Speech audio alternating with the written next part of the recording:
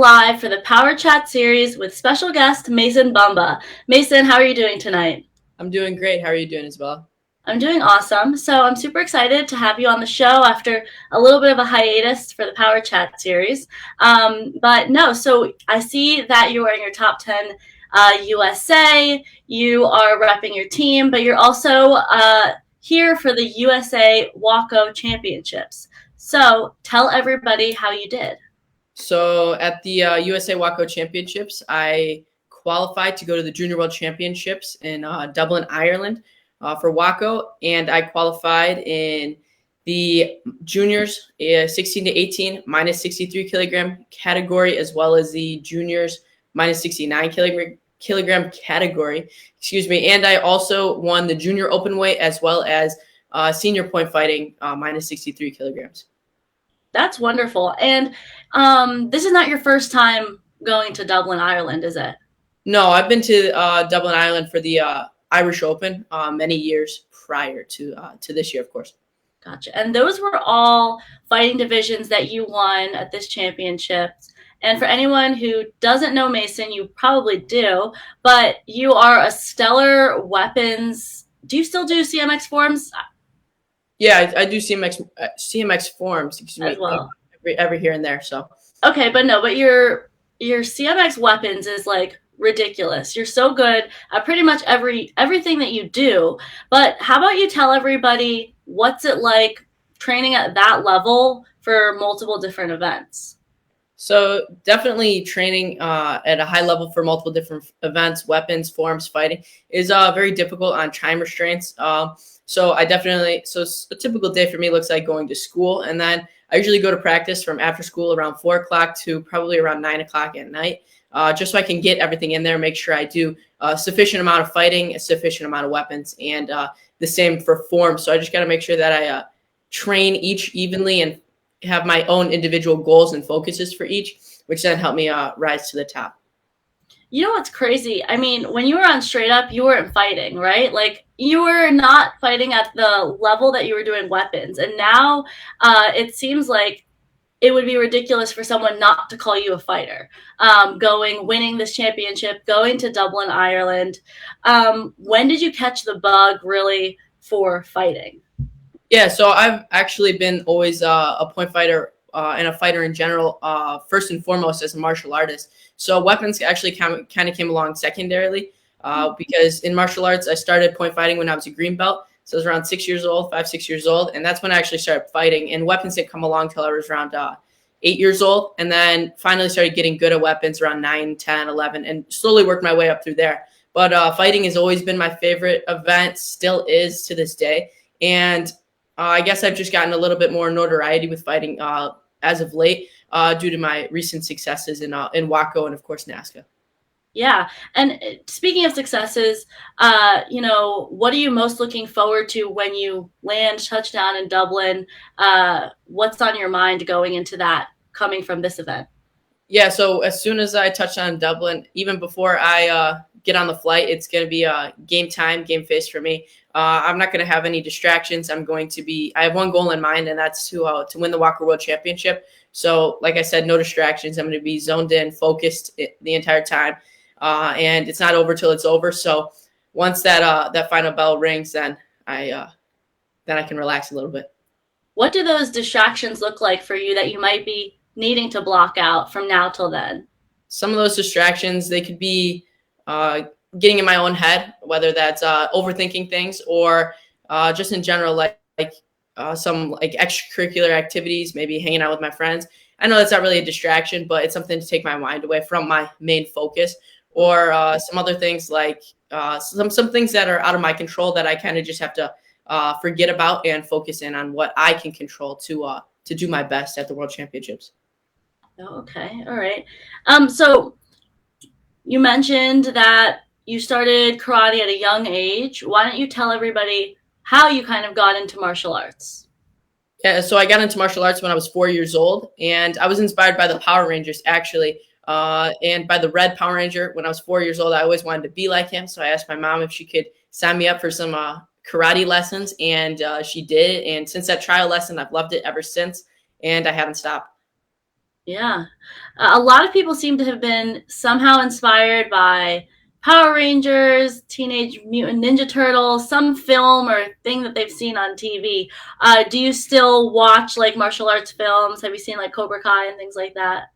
Yeah, I do watch martial arts films every here and there. Some of the modern ones like Cobra Kai, but I also like to watch some of the old Bruce Lee movies. Some of those are my favorite. I haven't seen those in a minute, but Hmm. yeah, all most movies that have some sort of fight scene in it, something that's tied to martial arts is something that I always enjoy indulging in. Yeah, for sure. All right. So you said that you go to school. You're a full time student. Uh, what's it like going from school to 4 hours, sometimes 5 hours of training? Yeah, it's definitely a little hectic at times, a little stressful going off of a tough day at school, whether I had a lot of tests or just a lot of things on my mind. But school is like over now, so if I have homework, I focus on that later in the day usually. And and then after school, it's time to focus on my training. So I kind of have to limit distractions of like messages from friends or all that stuff. So I have to focus in on the training, and then schoolwork obviously comes first. So I do that usually on the car ride there and then focus up at training or sometimes after training. Hmm. So what are your ultimate goals in martial arts? Long term, let's go. Let's do a 5 year goal and then go from there because you're still pretty young, so there's a lot ahead of you. Yeah, so in 5 years, I'll be 21, 22, something like that. So in 5 years, I really haven't thought that far in the future. I like to live in the present. If you guys have watched any of my other interviews, I always talk about that a lot, living in the present. But in the future, I definitely want to be a multi-time Wako world champion in point sparring or weapons of forms, Mhm. and also to just continue not only winning but also inspiring others to continue competing and also to inspire them to be creative in their own sense in weapons, and then also inspire them to always strive to be the best in anything, whether that's in forms, weapons, or fighting. Mhm. Right, definitely. And no, sorry, to inspire. Do you teach other students as well? Yeah, I definitely do. Teaching is actually one of my passions, and I think martial arts has got me into that passion because some of my instructors always loved teaching me, and they were always excited when I got a new trick or I won a fight. So it's always very rewarding for me to teach one of my students a skill and they actually get it, or when they win their first division or win their first overall. It's always very rewarding to show that my teachings and my inspiration to them has paid off. Yeah, martial arts is one of those things where there's both intangible and tangible progress that you can see in your kids, whether, like you said, it's a trick or a division, but also you can just see like their internal progress as well. So it's really fulfilling. It's a really fulfilling experience. Definitely, you can see the self-confidence build each lesson with them, each day, each video they send you. So it's awesome to see. Yeah, and so like everyone can see, you're wearing top 10 Team USA. What's it been like being on that team? Yeah, so I've been on top 10 Team USA for a while now, probably around 3, 4, maybe 5 years. And it's just been a crazy experience. Of course, being represented by the best gear brand in the world and martial arts brand in the world is just, it's surreal to even like be mentioned in the same sentence as them. But it's also super crazy to be representing my country as well every time I step onto the mat, not just at like a world championships.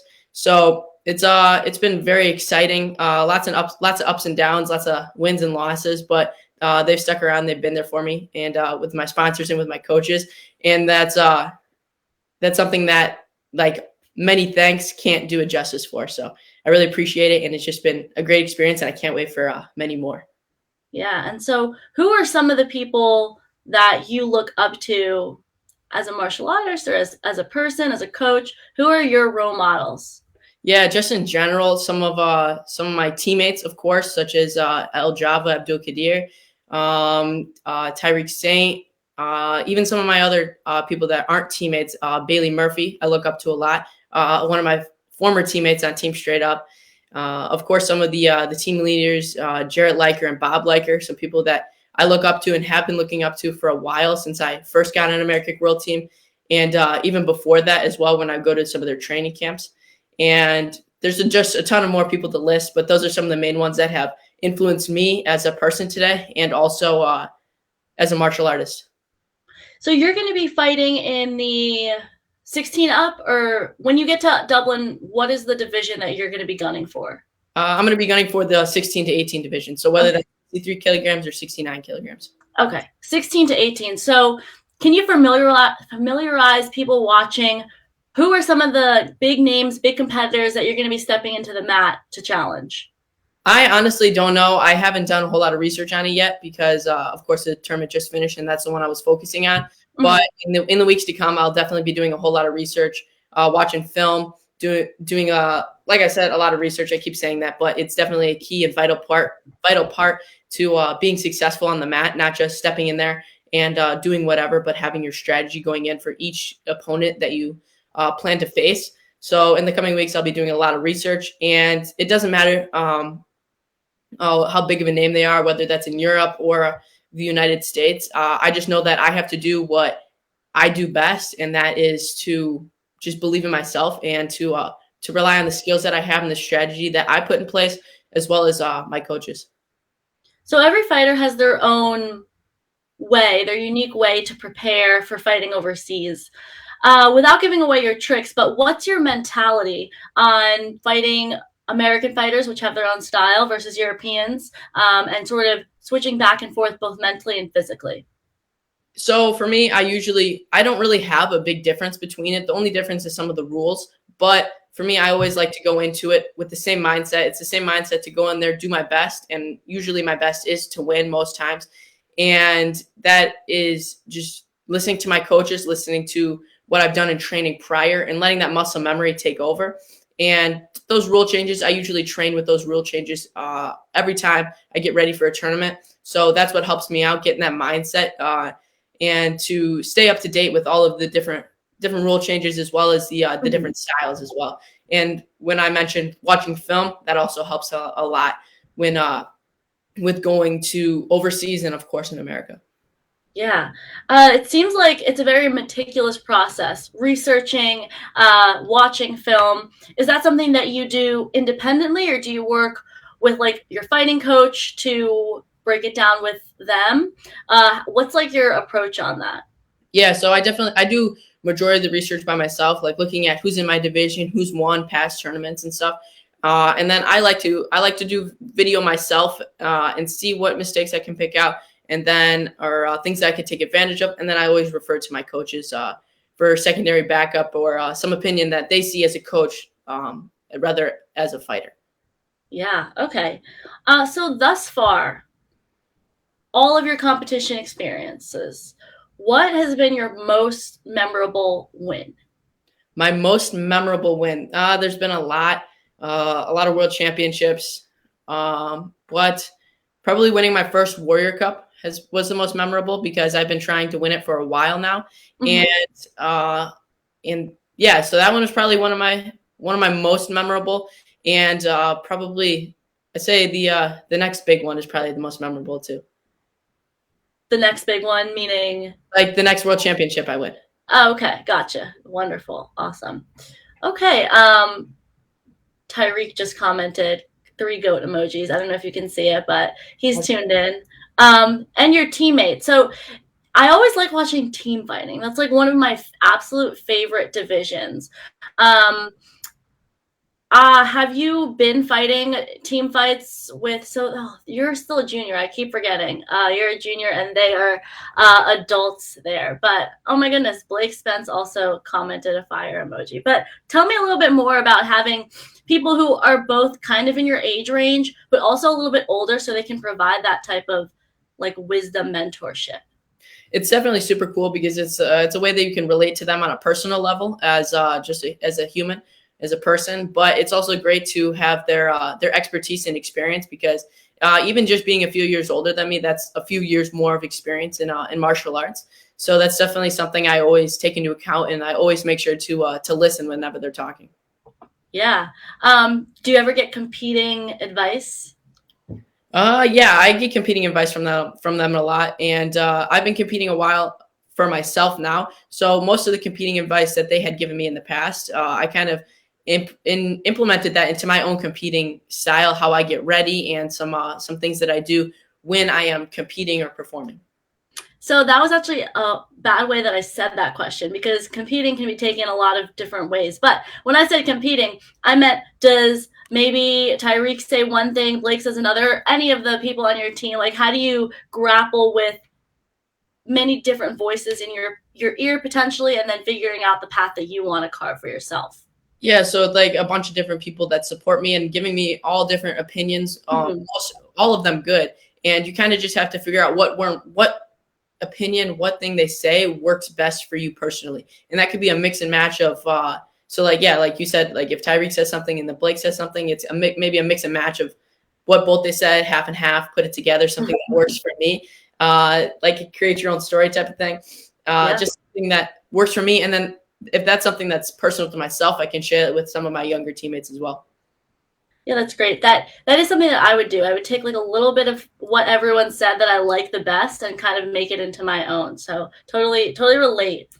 But my last question for you for tonight is, you have a lot of big goals. You also like living in the moment, but what is your biggest motivator in martial arts? My biggest motivator is to keep winning. I always like staying on top. And when I was younger, I would keep chasing for the top, keep chasing that for that first place, that runoff win, that overall grand championship win, that world championship win in fighting. And now that I like to think of myself on the top, winning 2 Warrior Cups, multiple US Opens, and now, of course, qualifying to go to a bunch of different overseas tournaments and WACO events. It's definitely, it's more difficult to stay on the top than chase, but I always like the challenge, and I always like other competitors challenging me. So my biggest motivator is to stay on the top, keep winning, keep being my best, which is usually the best. That's great. All right. Well, thank you so much, Mason, for coming on the Power Chat series, and also congratulations on your win at the WACO Championships. Of course. Thank you so much for having me. And everyone, thank you for tuning into the Power Chat series, and I hope that you enjoyed the show.